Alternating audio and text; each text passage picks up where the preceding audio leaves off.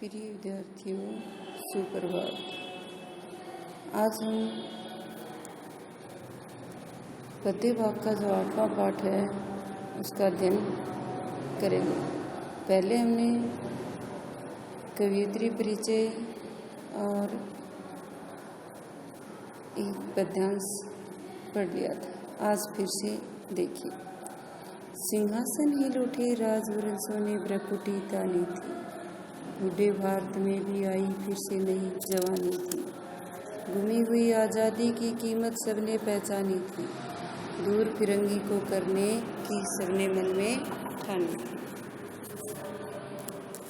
चमक उठी सन 57 में वह तलवार पुरानी थी, बूंदले हर बोलों के मुँह से हमने सुनी कहानी थी।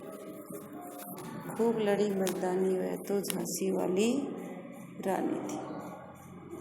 ध्यान से अध्ययन कीजिए क्योंकि यह है महत्वपूर्ण। तो हम इसका प्रश्न लिखेंगे। प्रस्तुत पद्यांश सुभद्रा कुमारी चौहान द्वारा रचित झांसी की रानी शीर्षक कविता से लिया गया। देश में 1857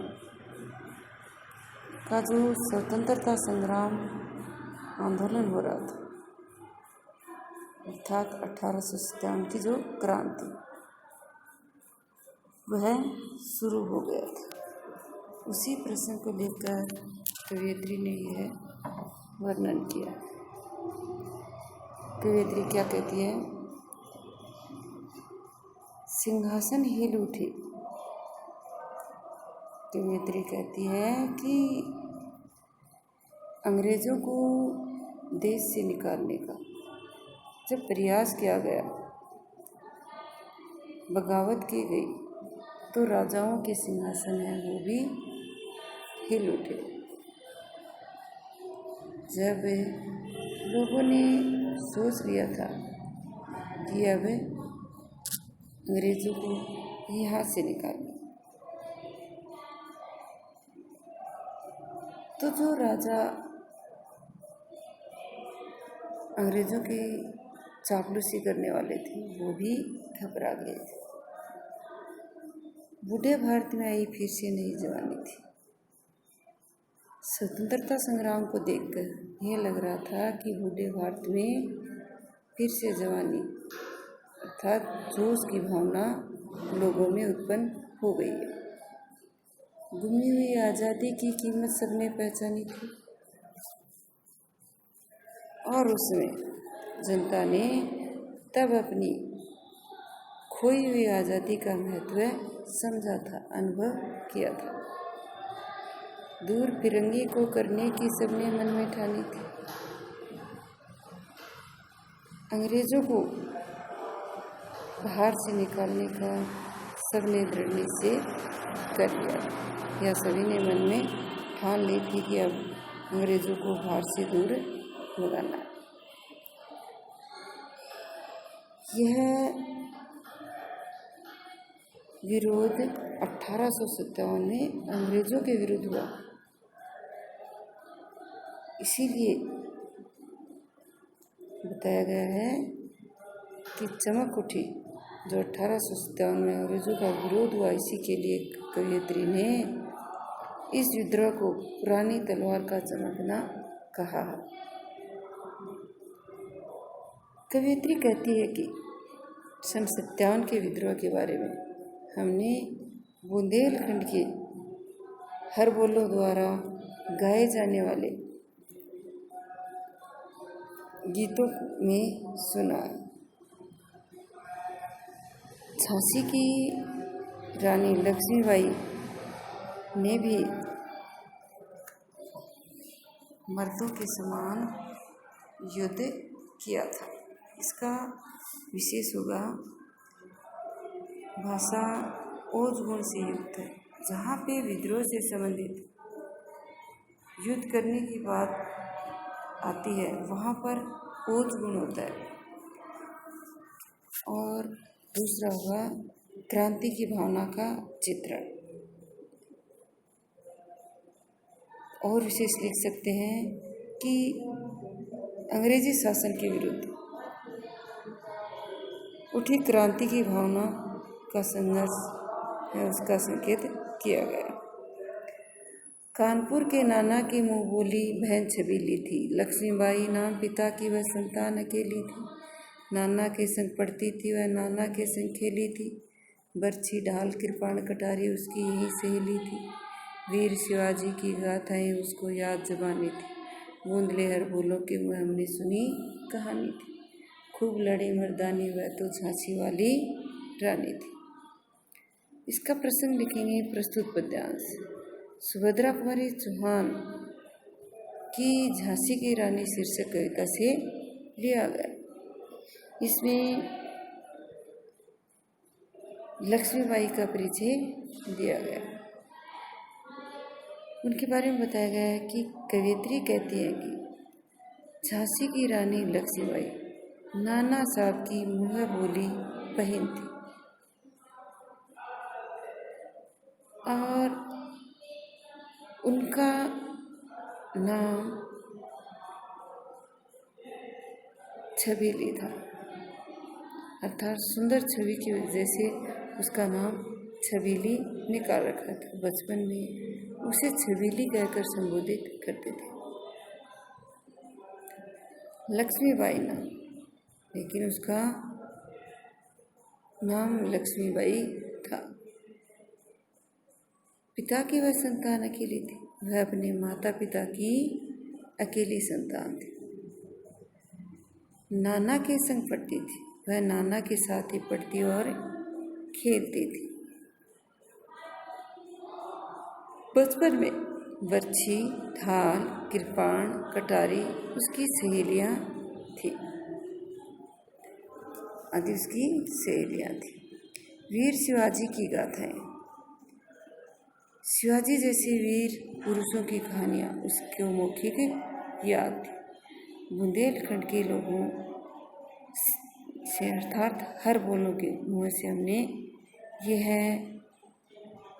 गीत सुना है, अर्थात ये जो बातें हैं लक्ष्मीबाई की वो उनसे सुनिए कि जिसने मर्दों के संग समान युद्ध किया वह झांसी की रानी लक्ष्मीबाई थी।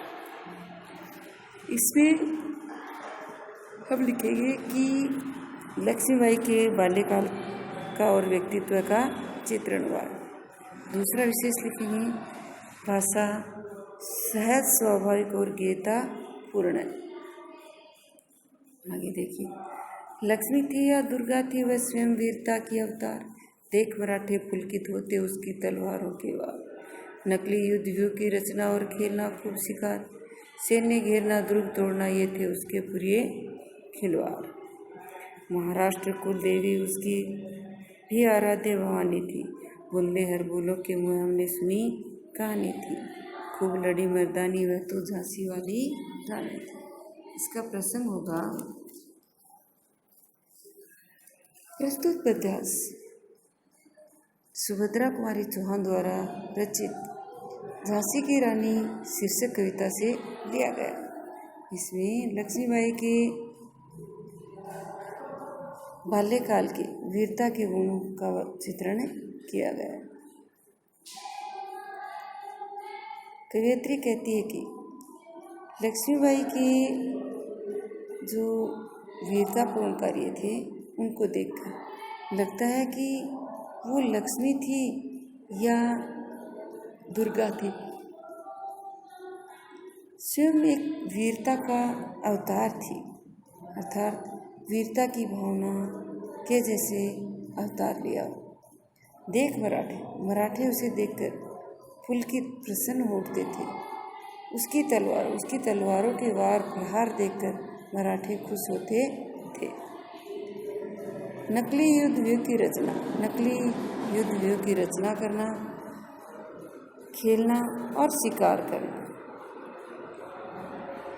यह उसके प्रिय खेल थे, अर्थात नकली युद्ध व्यू रचना खेलना ये उसका खेल था और शिकार करना भी उसे पसंद था। सैन्य घेरना, सेना को घेरा बंदी करना सेना की।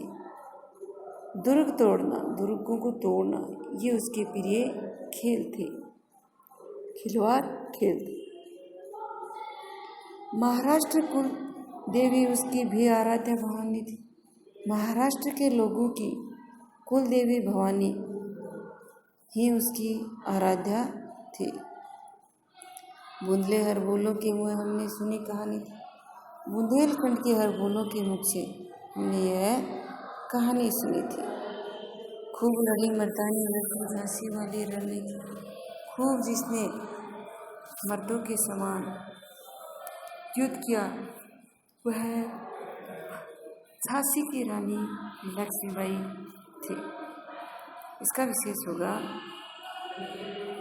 ओजगुण, अनुप्रास और रूपक अलंकार का प्रयोग हुआ है और इसमें लक्ष्मीबाई की वीरता का वर्णन किया गया है। आगे देखिए, हुई वीरता की वैभव के साथ सगाई झांसी में, ब्याह हुआ रानी बनाई लक्ष्मीबाई झांसी में, राजमहल में बजी बधाई खुशियाँ छाई झांसी में, सुबट बुंदेलों की वीरगावली सी वह आई झांसी में। चित्रा ने अर्जुन को पाया शिव से मिली भवानी थी। बुंदेले हर बोलों के मुँह हमने सुनी कहानी थी। खूब लड़ी मर्दानी वह तो झांसी वाली रानी थी। इसका प्रसंग लिखेंगे। प्रस्तुत पद्यांश सुभद्रा कुमारी चौहान द्वारा रचित झांसी की रानी शीर्षक कविता से लिया गया। कवयित्री ने यहाँ लक्ष्मीबाई का विवाह गंगाधर राव के साथ होने के संबंध में दर्शाया है। फिर लिखेंगे, कवयित्री ने बताया है कि लक्ष्मीबाई का विवाह झांसी के राजा गंगाधर राव से हुआ।